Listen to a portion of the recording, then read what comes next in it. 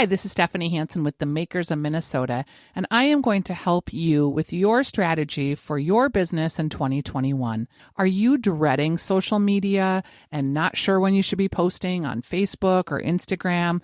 Or maybe you want to reach out to some influencers, but you don't know how to do it? Or maybe you just want someone to actually use your product and create some recipes for you. I am your gal. I've been developing lots of relationships over at stephaniesdish.com, and I can help you get your product into the hands of people that are going to use it and create influence and create buying patterns for people that you can count on as new customers. 2021 is going to get all of a sudden ramped up, and we're going to be moving real fast to capture some of the business opportunities that we lost in 2020. Don't be left out on the cold. Have new followers and new pairs of eyes on your product now. Give me a shout. I'd be happy to help you. I'm at shansen, Hansen, marketing at gmail.com. It's shansenmarketing at gmail.com for small business marketing for things like social media, recipe development, influencer posting, and just general PR help and getting the word out about your products.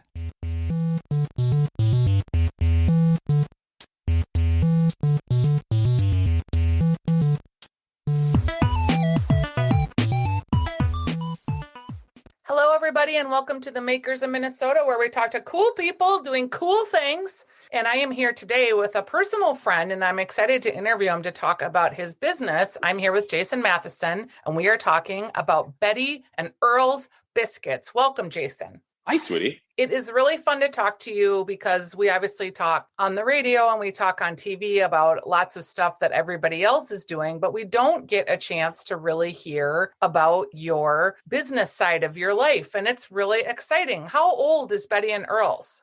We opened the November of 2019. So yay for us right before the pandemic. And who knew? Because you guys...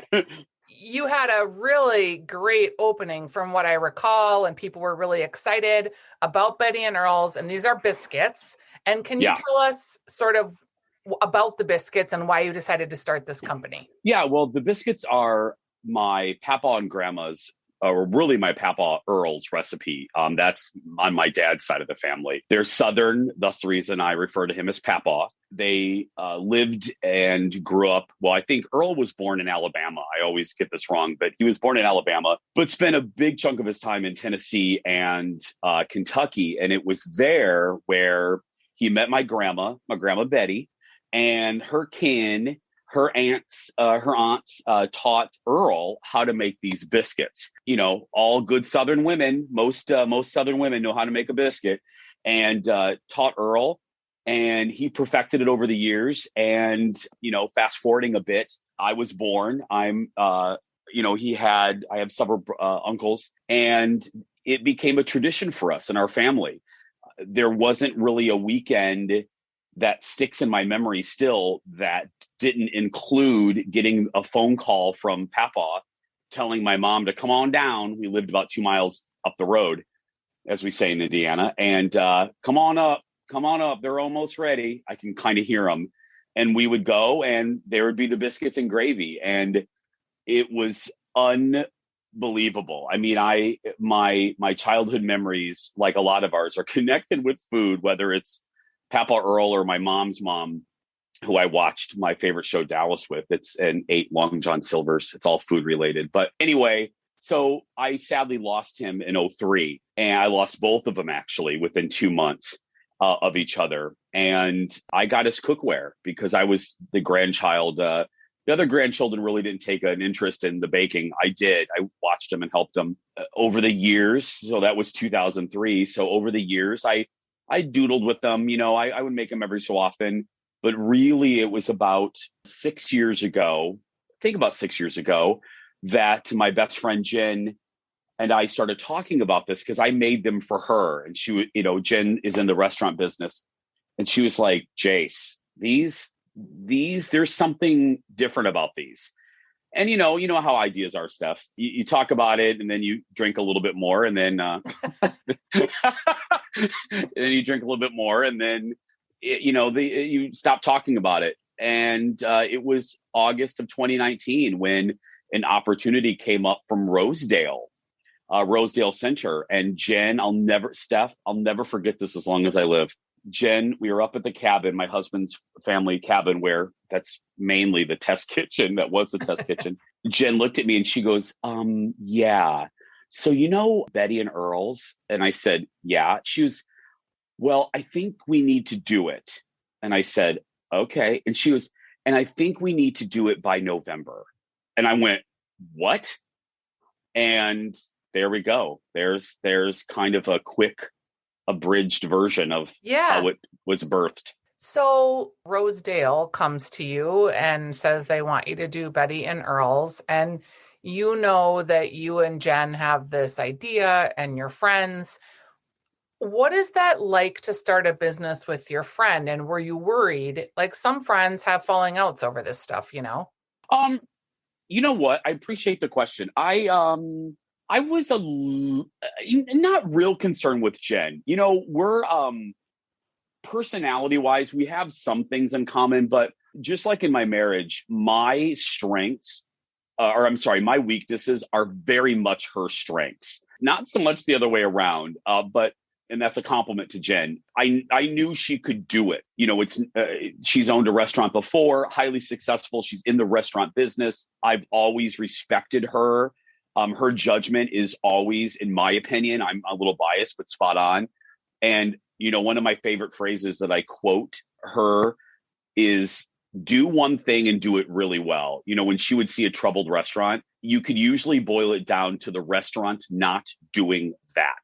They're trying to do too many things. Jen would get very frustrated and be like, do one thing and do it well. And this was that stuff.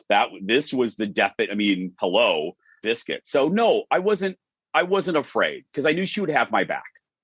And the audience may or may not know that you have a radio show that's Monday through Friday from 6 to 9. And you have a TV show that's Monday through Friday from 10 to 11. So adding a third job might seem kind of crazy. How did you decide to add that to your life? And do you guys split the duties 50-50 or how does that work? Yeah, another good question. Yeah, it was another honest moment. Going back to that conversation in the cabin when she said, we need to do this and we need to do this quick. I said to her then, I laughed, but I said to her, I can't do this. I have 2 literal full-time jobs. People, when you think of these shows, the radio show and the TV show, yeah, they're a lot of fun, but it's daily. This stuff. It's daily. I'm looking down the barrel of 3 hours of a radio show every day where you start from scratch. And the same thing with the television show. The work of those shows don't end when the credits roll. So I said to her, I can't do this. And she's, I know. I know that.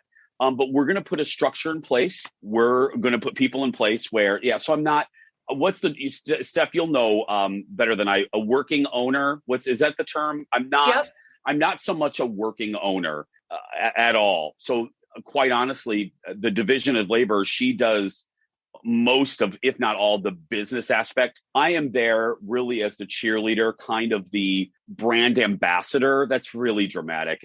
But it's true though. Yeah. And that's because it's my family. A lot of, you read the back of menus, it's a family tradition since this is really my family. And most, Jen would say this too, the key, literally, the key to all of this was meeting Adrian Odom, who is our third partner. This, without a doubt, could not have happened without, and for people who don't know, a renowned pastry chef in our market. I would say, I'm again biased, in the country. This couldn't have happened without her. So Adrian's the chef and the baker and the pastry expert. Jen's the business side. You're the face of it. What I do recall when you opened this business is I recall going to an opening in November, and I am somewhat of a food person and I've had quite a few biscuits. I knew right away that there was something different about the biscuits because it was different texture. Mm-hmm. And I know the secret sauce, which I don't think I should say because I've been in your kitchen and you guys have showed me, but it really is a different biscuit and that it's not super heavy. but it No. really holds up well. And also, I think a lot of biscuits tend to be really salty, and it doesn't seem super salty. It just like the amount of butter to the ingredients, the ratios all seem right. I also like how you use the biscuit. So it's not just biscuits and gravy or just biscuit, but like one of the biscuits you had over the summer was a blueberry lemon biscuit that I thought was fantastic. And you really have incorporated lots of different types of biscuits. Yeah, and I'm glad you brought that up because all of that, what you just said, Steph, all of that, bravo to Adrian. Literally everything that you just said of that, that is bravo to Adrian. And I will quickly, number one, the texture, the recipe. The truth of the matter is, a biscuit recipe is pretty standard. That's why when people ask me, "Can I have the recipe?" Is really not. It's really not the recipe. There is one key ingredient that's very different that we literally have shipped in. You can't buy it, piggly wiggly, but it really is technique. That's really when people do ask me, that's my short answer. It is all about the technique of making them. That's why they are hard to do. Steph, I think you and I talked about this. The universe worked well for us. The week we opened, the New York Times did an article, big story. And I think the headline was something like, "Why can't Americans make a good biscuit?" They're very hard to make. Adrian, and because these are small batch items, Steph, it's, I can make a pretty consistent, good 8-9 biscuits. Adrian had to crack the code, Steph, of how to make these in volume, but still keep them handmade, still keep the essence of the recipe that Earl did. Let me be blunt, and he was proud, a hillbilly in a kitchen, right, as he called himself. She had to keep all of that, but make them on a scale. She's the only one. She cracked the code, the biscuit code, and the flavors you mentioned. That's what sets us apart, Steph. Other than the quality of the biscuit, I think are our flavors. That blueberry lemon one that you mentioned, that was one of the tests. Jen and I tried making that. That was one of the first flavors we experimented with. So I'm glad you like it. Yeah, I did like it. And so you open up, it's November. One of the things that really impressed me about you, and you're a hard worker. There's no question in my mind about that. But I don't think people really understand that from when you opened in November to like Christmas time, you legit went to Betty and Earls almost every day and greeted customers and met people. And when you talk about being the face of something, it probably seems like, oh, well, he's got a radio show and he's got a TV show, so he can promote his own stuff. Like there's rules about that. So you really had to get out there and beat the streets. Was it exhausting? No, I told Jen, it's a different type of show, Steph. You know that. I was really energized by it because I'm not trying to be woo-woo here, but I've said this so many times. There is a different type of joy with this stuff. Obviously, TV is what I always wanted to do. I was very lucky. I don't know what it's like to not know what your mission in life is. I don't know what that's like. I've always known I was going to do TV. This was a different type of joy. And I was motivated. Yeah, I was crazy, but I was motivated because, Steph, my Betty and Earl, my papa and grandma were dirt poor. I mean, like poor without an R. I mean, They were just poor. Their house was the size of Betty and Earl's, our front. That was the size of my papa and grandma's house. So the fact, Steph, that their name, I'm big on logos. I love our logo. The fact that that logo, my grandparents' name is on boxes and signs. I could cry thinking, I really could. That means the world to me. I don't care what I do for the rest of my life. It will be a really good thing. So that's what motivated me. But the pandemic changed everything for a lot of us, and me. I wasn't allowed. I haven't been in there a lot lately because, as you know, both companies that I work for, Fox and Hubbard Radio, I couldn't really be mingling with the public at all. So I wasn't allowed to go in there because if I did go in there, then I would have to quarantine with both jobs anyway. So I'm getting back in the groove now and I'm excited because I can start going back in there like I did when we opened. One of the things that I thought was funny about Betty and Earls is I think people usually start making a product first and then take it to retail second. Like they might start at a farmer's market, but you went right to like, you opened this bakery, this bake shop, and now post-pandemic, you're exploring ways to bring this product into other restaurants. Tell us about that a little bit. Jen, I mean, I let me credit Jen and Adrian. You know, during the pandemic, you know, Adrian was there every single day, keeping us afloat in the literal sense, as far as she was staying home wasn't an option for her. So she kept us going. Jen, her strengths was, and she said a version of this, I'm not going to quote her right. She's like, you know, in some ways, this is really going to show the hustle. And I think, Steph, you feel the same way.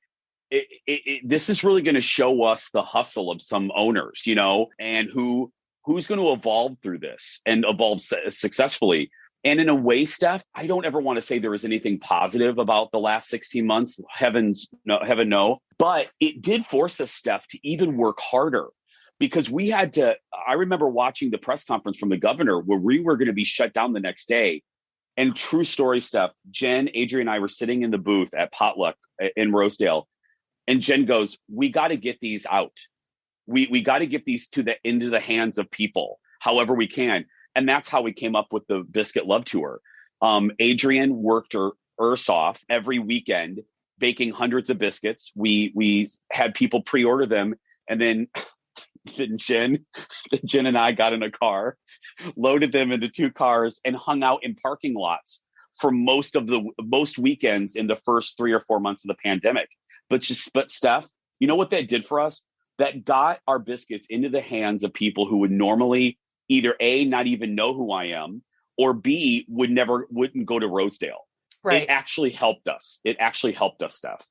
And then from there, you guys signed up with Goldbelly, right? Oh, yeah. Tell me, I want to know, like, what did that do to your business? Did it grow it like a couple percentage points? Did it double it? Like, what is doing that like? Girl, you know I don't know about percentage points and stuff. I think it doubled it. I think it doubled it.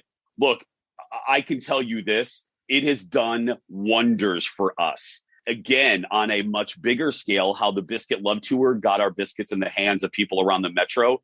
Goldbelly has put the biscuits in the hands of people around the country. Jen always, you know, when we do meet, Jen tells me all the states. And how fun is that to see all the states where the orders are coming in? Maine and New York and in the South, which, you know, you don't need to go. You don't have to swing anything to hit a biscuit place in the South. Right. We're really big there. And, you know, and a little fun note, it's putting the biscuits in the hands of some really cool people too, Steph, like Reba McEntire. That was fun. That was really fun, if I may say, who said they were the best biscuits she's ever had. And Reba, being the queen of country and probably eating her fair share of biscuits, when you read that Reba McEntire thinks your biscuits are, as the kids used to say, the bomb, that made my month. I was dancing around the living room when I got that text message. Right. So from there, you're looking at some collaborations, like you did a pop-up with the Lexington last weekend. And biscuits, obviously, like the chicken sandwich thing is going crazy everywhere. Will you possibly have a biscuit chicken sandwich, or will you more partner with restaurants and keep more of the traditional biscuits at Betty and Earls? Steph, as Bethany Frankel says, we come from a place of yes. We have things that we're working on that I'm excited about, really excited about. I hope that you'll have me back when I can talk more about it. I don't mean to be one of those cagey guests, but what I can tell you is the collaborations like the one at the Lexington Smack Shack, we've done brunches, pop-up brunches. They have been incredibly successful for us and for our partner. We just did one, like you said, at the Lexington that blew us away. Jack Rebel did such a good job with the biscuits, and Jen and I, because we're these people, and you would too, we went around, Steph. We went around to tables and we're like, hi, everybody. How's the biscuits? people are looking at us like, who the hell are you? And no, everyone was very nice. And Smack Shack, you know this stuff. Smack has been a great partner, Josh and the team. We have a whole Betty and Earls brunch menu permanently located on their brunch menu. So that's cool.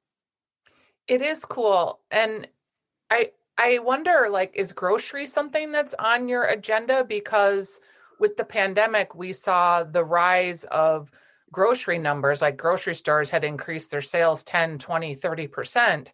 And I know it's kind of dialing back again now that people can get out, but I think there's still an opportunity in frozen foods, is there not?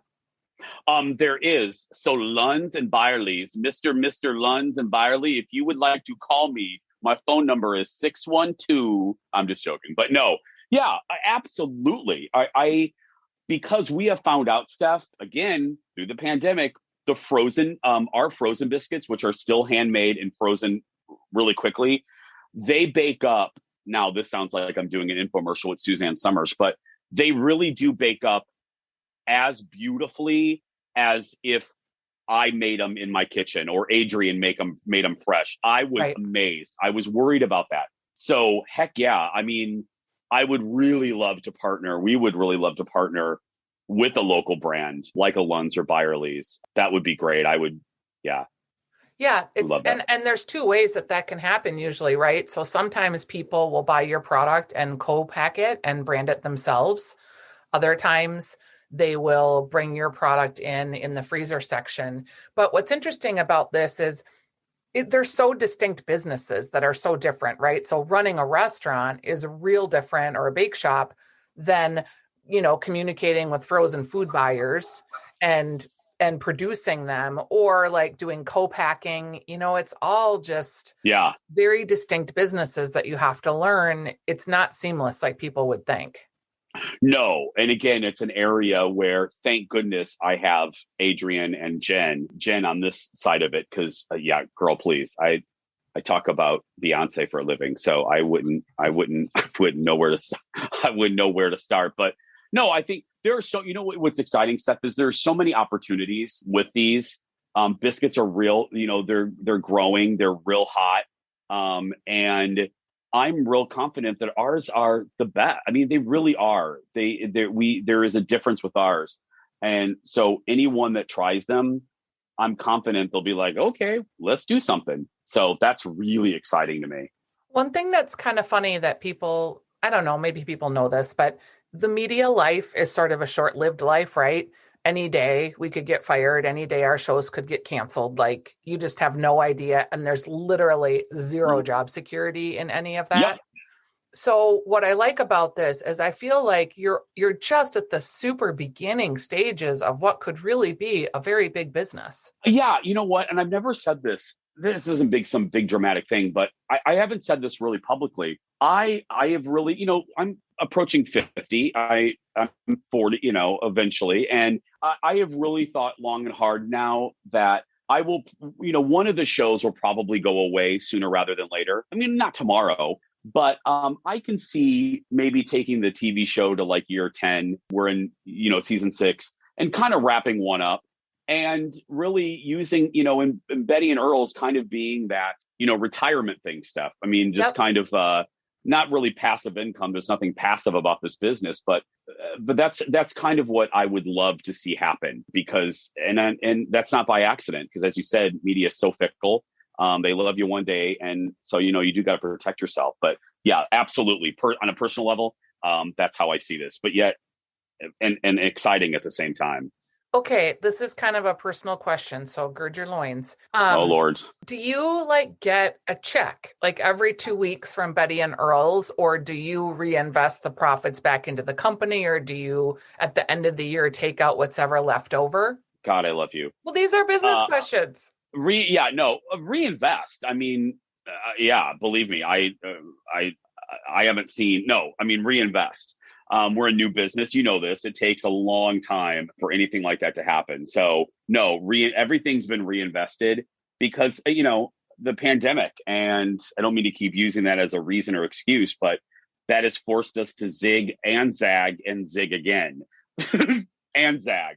So, Well, yeah. and so important that you keep your baker who's, producing the product, so important that you kept her on the payroll and kept things moving and kept things going, Oh, yeah.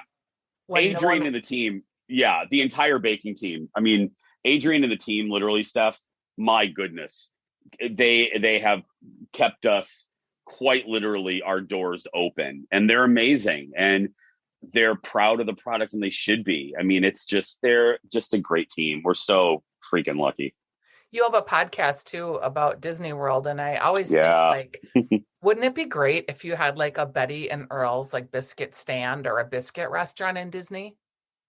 I got to tell you, it's my Jen's gonna kill me, but my business partner. But yeah, I got to tell you, I see things. How do I say this? I have concepts in my head, and I am there a lot. And every time we're there, Steph, I think to myself, Jen's not going to kill me with this because she does agree. When we're walking around Disney Springs, which for people that don't know is kind of the dining and entertainment fourth kind of park there in Orlando, I think to myself, if we were there, we would kill it. I mean, I have no doubt if we did like biscuit sandwiches and, like Art Smith, Oprah chef Art Smith has a Southern place there. And every time I go in there, I'm like, we can do this. We can do this just as well, if not better when it comes to biscuits. Your biscuits are better than his. Yeah, I'm glad you said that. I was going to say it, but I thought I'd let you say it first. No, it's true. He has a restaurant in South Carolina that I've been to. And I don't know, like when you go to the South, you kind of expect that biscuits are going to be amazing, right? And they're always dry and not very tasty and kind of salty. And some of them have the flaky, right? But if it's flaky and is dry, it doesn't even matter because you still can't chew it. It's like, I don't know, chewing shoe leather. Yeah. Well, one of the collaborations I'm sure, I thought when you said to gird your loins, I thought you were going to ask me specifically about some collaborations we're doing. Should I continue to gird my loins? Are you going to ask me or you want me to? No, I'm not going to ask you because there are things that I know as your friend and things I know as someone that has done freelance work with Jen's business that I feel like aren't my place to tell, but you can say whatever it is that you'd like. Wow, you're being look at you, Steph. Look very at you good. you're being very good. Yeah, I'm allowed to say, I've gotten permission from Mom. I have permission to say we're really excited because we are going to be at the fair this year. We're going to be at the Minnesota State Fair, and it's going to be great. We're teaming up with Charlie Burrows, and we're going to be at Lulu's. And I, as you can see, I can't even find words, and I communicate for a living. What a dream. What truly a dream. And we got an email and Jen was like, what? And we pursued it and dealt with Charlie, good guy, great guy. We brought biscuits over. Let me rephrase that. Jen brought biscuits over, traveled far and wide to bring biscuits over. And luckily, the team loved them. And it was a good old fashioned deal. It really was. I was like, wow, this is how it's like almost like a handshake deal. And and I loved that aspect of it, if I can say. Charlie's a great guy. And that's a great way to step into the fair environment without like going full on fair, as it were, where you're having to staff your own booth. And because I think staffing is just going to be such a challenge out at the fair this year. So it'll be a nice introduction for you. You can still be there. You can test the waters. You can support Charlie's business, which is great. Lulu's does such a great job. But it's not like you having to literally be on the line making the biscuits when it's 95 degrees out. Yeah. And that's a good point, Steph, because look, they're the experts. They know the fair. We know biscuits. So it was a really good marriage. And I'm assuming by the time this airs, the fair will have already put their stuff out. Some people will know, but if they don't, can't give too many details, but there'll be 2 items and a sweeter item and the other, a chicken item, a sandwich item. So savory and sweet, Stephanie, as they say in the business. Yeah. Oh, I can't even begin to tell you. I already love the fair, but now Betty and Earl, Papa and Mama are going to be at the Minnesota State Fair. I mean, they are smiling down from heaven, let me tell you. Will you be out there introducing the products and handshaking and slapping and kissing babies? Steph, I told Charlie, I will do whatever. I will dress like a giant biscuit. I will do a musical number. I'll do whatever. You do need a biscuit costume. You need a biscuit Don't, mascot. Stephanie, do not give Jen any ideas. Why in the world did you just say that? I feel Don't like you you're put that going to out? be like in a giant hot pad, No, with kind of the hands and.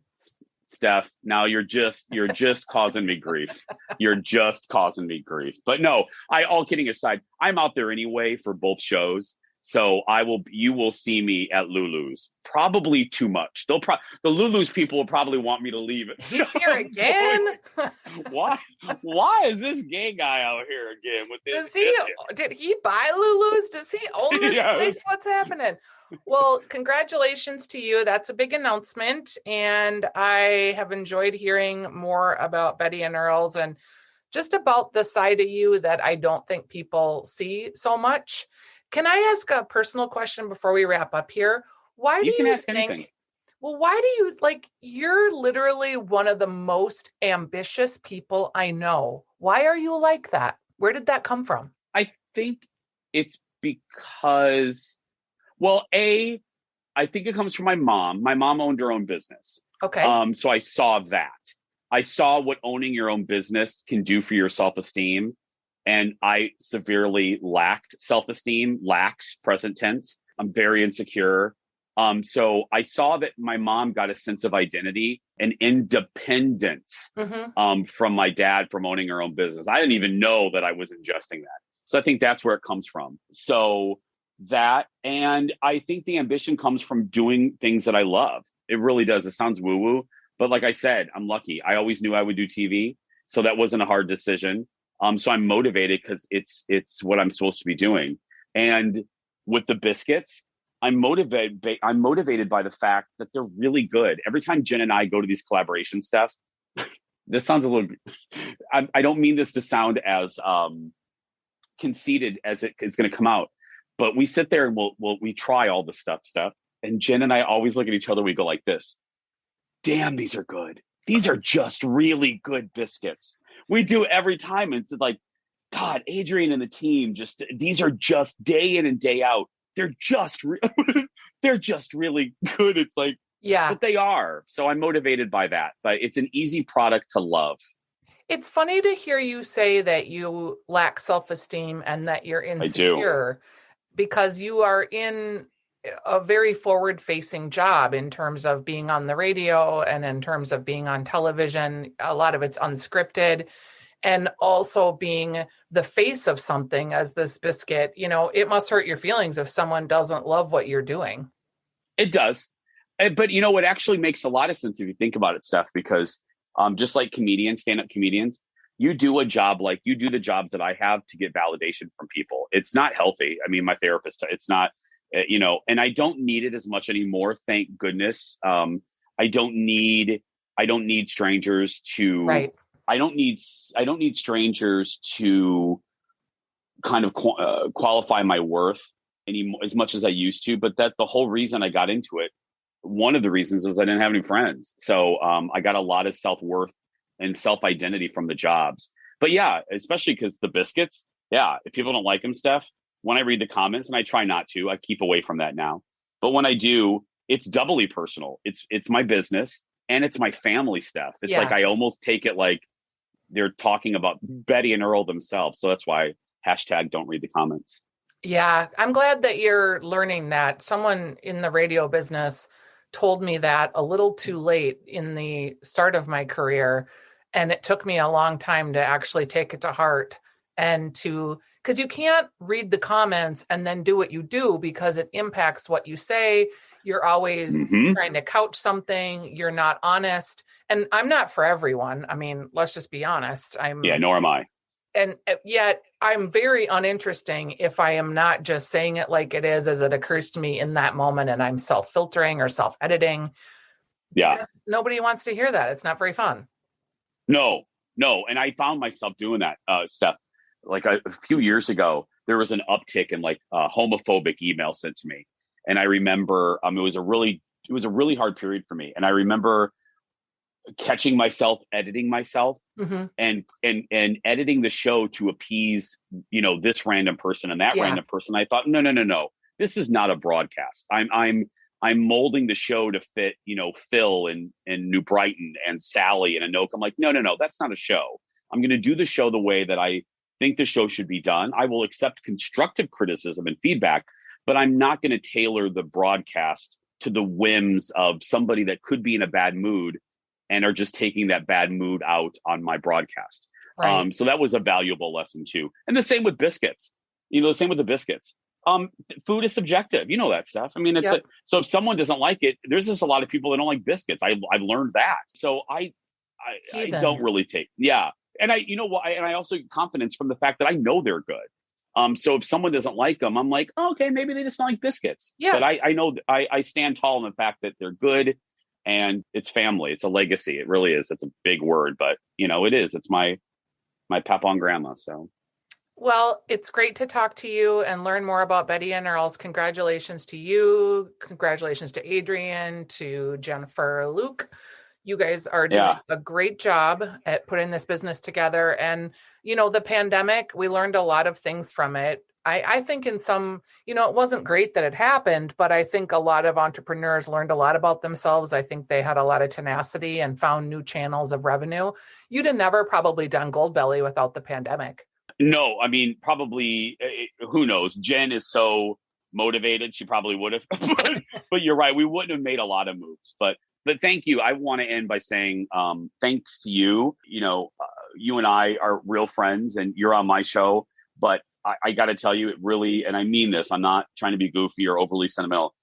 It means a lot for any member of the food journalist family in this city to acknowledge Betty and Earls. We're not fancy, we don't have a lot of bells and whistles. And, but we have so the fact that you wanted to talk about it on your show, on your podcast means a great deal. So I really, really, really do appreciate it. I don't take it for granted.